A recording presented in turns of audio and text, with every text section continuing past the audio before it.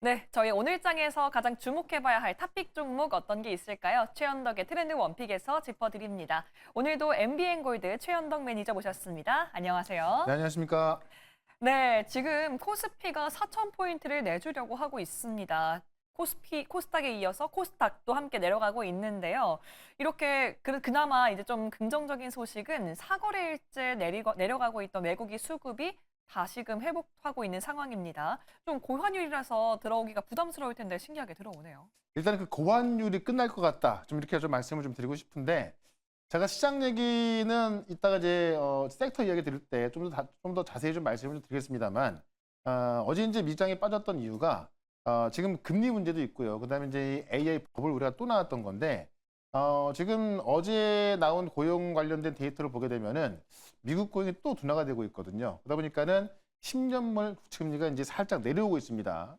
최근에 10년물 국채금리가 올라가다 보니까는 달러 강세가 나왔고, 달러 강세가 나오다 보니까는 이 원 달러가 좀 가격이 올라가면서 사실 국내 기업들의 어떤 하이닉스나 삼성전자에 대한 어떤 저가 매력이 있어도 외국인 입장에서는 환율이 올라가다 보니까 계속해서 매도를 할 수밖에 없던 거죠. 네. 그러다 보니까 이번 주 같은 경우는 그 어떻게 보면은 굉장히 많은 분량의 어떤 외국 매도 나왔던 건데, 오늘 보시면은 코스닥 같은 경우는 아침에 매수가 들어오다가 살짝 바뀐 것 같은데요.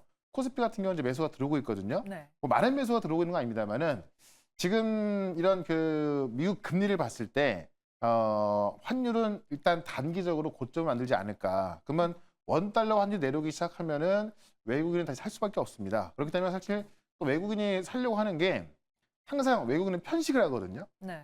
나쁜 의미의 편식이 아니고 진짜 좋은 것만 사는 우리 시장의 어떤 주도주만 사는 그런 편식을 하게 됩니다. 그러면 네. 저는 오늘 같은 날이 오히려 그런 종목들을 좀 미리 매수해 놓는다고 한다면은 아마 다음 주만 된다 하더라도 외국인들이 꽤 많이 살 거란 말이죠. 그러면 사실 오늘까지도 우리 시장에 어떤 조정이 나와주고 있기 때문에 오늘 같은 날이 어떻게 보면은 가장 마지막으로 좀 싸게 살 수 있는 그런 날이 되지 않을까라고 해서 오늘의 조정은 다음 주를 좀 준비하는 전략으로 가자. 이렇게 정리를 한번 해보도록 하겠습니다.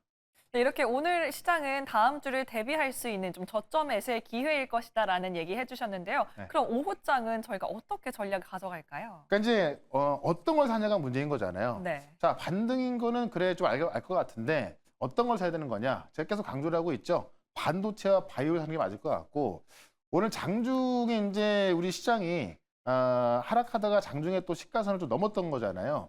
그때 주도했던 게 역시나 바이오였고, 그다음에 이제 외국인들이 코스피 시장을 사게 되면은 가장 많이 살 게 바로 삼성전자와 하이닉스 될 것 같습니다. 예, 그런 관점에서 역시나 또 반도체가 올라갈 수밖에 없겠죠.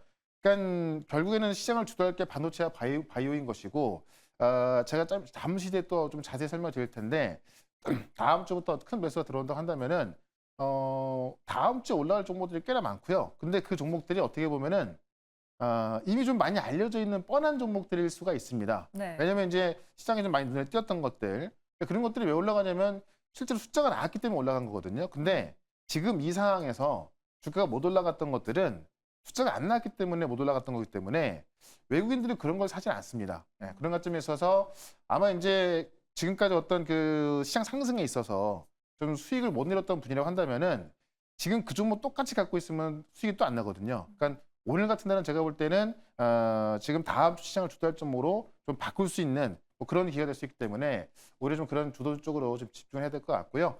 뭐 제가 볼 때 빠르면 오늘 오후 정도 반등 가능할 것 같은데 그 전에 오늘까지도 좀 교체 매수로 좀 활용을 해야겠다. 그리고 주도주 갖고 있다면 예를 들어서 이 하이닉스를 갖고 있다면 뭐 그런 종목들은 그냥 편안하게 좀 홀딩하시면 좋겠다. 이렇게 말씀을 좀 드려보겠습니다. 네, 저희 오늘장에서는 역시나 바이오와 반도체 관련주들 살펴보면서 그중에서도 주도주에 좀 주목해보라라는 말씀 해주셨습니다. 네. 그럼 오늘 종목 리뷰들도 한번 들어가 보도록 할 텐데요. 먼저 첫 번째 종목은 바로 D&D 파마텍입니다. 저희가 10월 28일에 매수한 이후에 벌써 또 78%의 수익을 내고 있습니다. 네. 와, 좀 어마어마한데요. 요거는 이제 목표 주가를 35만 원 잡았었는데 목표 주가를 다시 한번 50만 원을 올려보겠습니다. 오. 왜냐면 지금 많이 급등했습니다만 저는 다음 주에 이 종목이 또 시장을 주도해서 올라갈 가능성이 있다 보는 건데요. 이거 말씀드릴게요. 지금 D&D 파마텍이 기술 이전한 이 메세라가 지금 화이자하고 노보노디스가 살려고 인수가 지금 현안이 돼 있는 건데, 처음에 화이자가 73억 달러를 제안했고요. 그다음 노보가 90억 달러. 다시 화이자로 와서 81억 달러 제안하니까 노보가 에이 100달러 했습니다. 그리고 어제 화이자가 인수를 또 올렸습니다. 네. 그러니까 지금 이 두 빅파마가 메세를 사기 위해서 현안이 돼 있는 건데 지금 이 비만 치료제 시장이 30년도가 되면은 300조 정도를 보고 있는 거잖아요.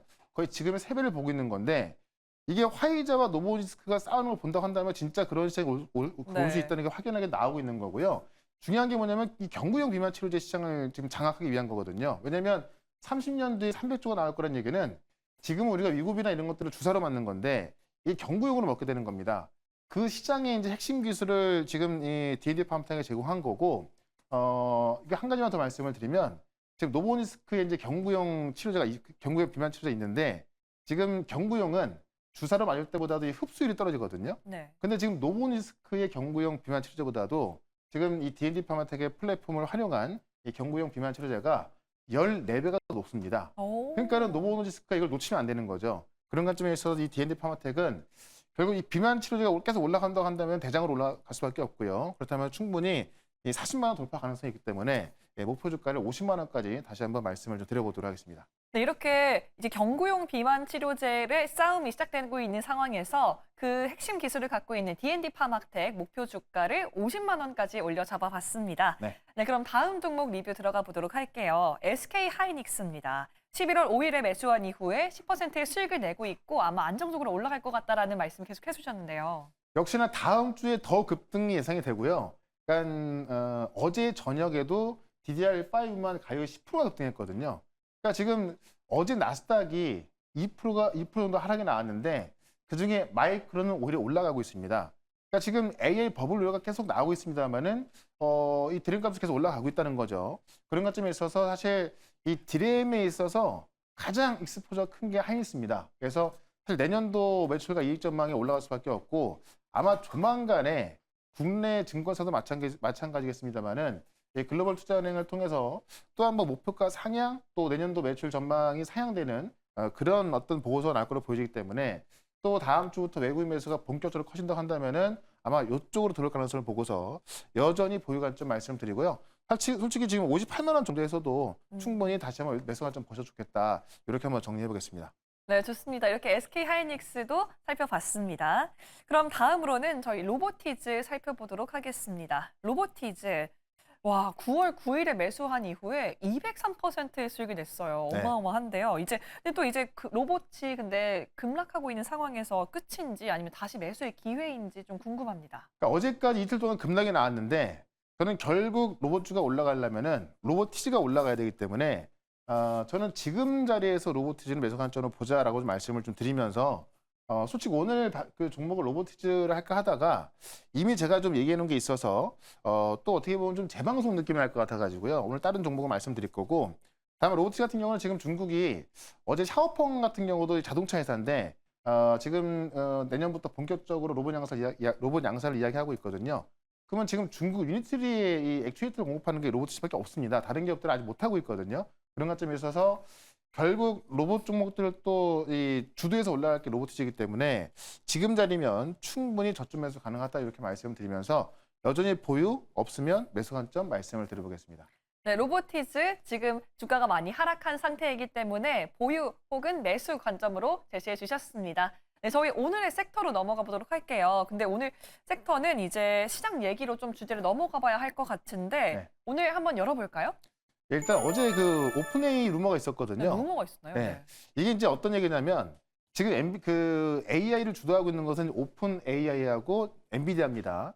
그러니까 지금 우리나라 대통령도 그렇고요. 많은 나라 대통령들이 지금 소몰인 AI 가고 있는 건데 참 이게 이 젠슨왕이나 이 샘 알트만을 만나고 나서는 이 AI에 대한 어떤 신봉자가 되는 것 같아요. 그래서 어떤 투자가 많이 들어가는 건데 결국은 오픈AI나 엔비디아가 주춤하게 되면은 사실 AI 버블 우려가 있을 수밖에 없는데 어제 무슨 뉴스가 나왔었냐면은 이 오픈AI가 미국 정부에 보증을 요청했다.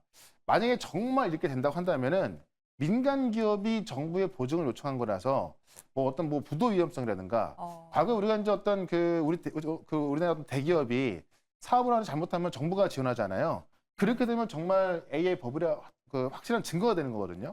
이런 루머가 있었기 때문에 좀 불안했던 건데 바로 이제 샘 알트먼이 요청을 한 적도 없고 요청을 그러니까 어떤 그 보증을 받을 의사도 없다라고 하면서 확인을 해줬습니다. 네. 그러면서 오히려 지금 이 A에 투자에 있어서 늦게 투자하는 것보다도 빨리 투자해서 지금 A의 발전 속도 너무나 빠르기 때문에 빨리 가는 게 맞다라고도 확인해줬기 때문에 이 루머는 없었다라고 보시면 될 것 같고요. 그렇다면은 오늘 밤 다시 한번 나스닥 반등도 가능할 것 같고 오늘 그 이번 주 수급 보시면 외국인이 계속 팔았던 거잖아요. 그래서 사실 어제까지만 하더라도 거의 7조 가까이 팔았던 건데 네. 왜 지금 하이닉스가 급등하고 삼성도 급등하고 하는데 외국인이 왜 팔았을까 본다고 한다면 제가 아까 전에 환율로 설명을 좀 드렸잖아요. 맞습니다. 그러니까 환율이 급등하다 보니까는 외국인 입장에서는 사실 주식 사고 수익 나도 환율을 다 까먹으니까는 팔 수밖에 없는 겁니다. 네. 근데 이제 어제 이 미국에서 이 발표된 고용 데이터를 보게 되면은 실제로 이제 이 고용 데이터가 굉장히 많이 깎였거든요. 그래서 어제 이 대량 해고자 숫자가 5만 건에서 15만 건 증가하면서 미국 고용이 어떻게 보면 약간 좀 심각한 정도로 나온 겁니다. 그러다 보니까는 이 신년물 국채 금리가 꺾인 상황이고 12월 달 금리 인하할 수 있는 확률이 어제까지만 하더라도 한 60% 정도 나와 있던 건데 지금 70%씩 넘어가고 있거든요. 그러니까는 다시 한번 금리 인하 가능성이 좀 강해지면서 지금 신년물 국채 금리가 꺾였고 10년물 국채 금리가 꺾게 되면은 달러 강세가 또 꺾일 수밖에 없습니다. 네, 그런 관점에 있어서 달러 강세가 지금 약세로 전환되기 시작한다고 한다면은 이 팔았던 외국인들이 다시 매수할 수밖에 없게 되는 거죠. 그러면은 외국 입장에서는 환율이 안정되니까는 매수를 해야 되는 건데 지금 우리 AI 증시를 이끌고 있는 게 또 하이닉스라든가 삼성전자이잖아요. 네. 그쪽으로 들어올 가능성이 있다라는 거죠. 그런 관점에 있어서 올해 이제 그 환율이 꺾이기 시작한다고 한다면은 그쪽에서 우리가 순매수를 좀 준비를 해야 될 것 같고요.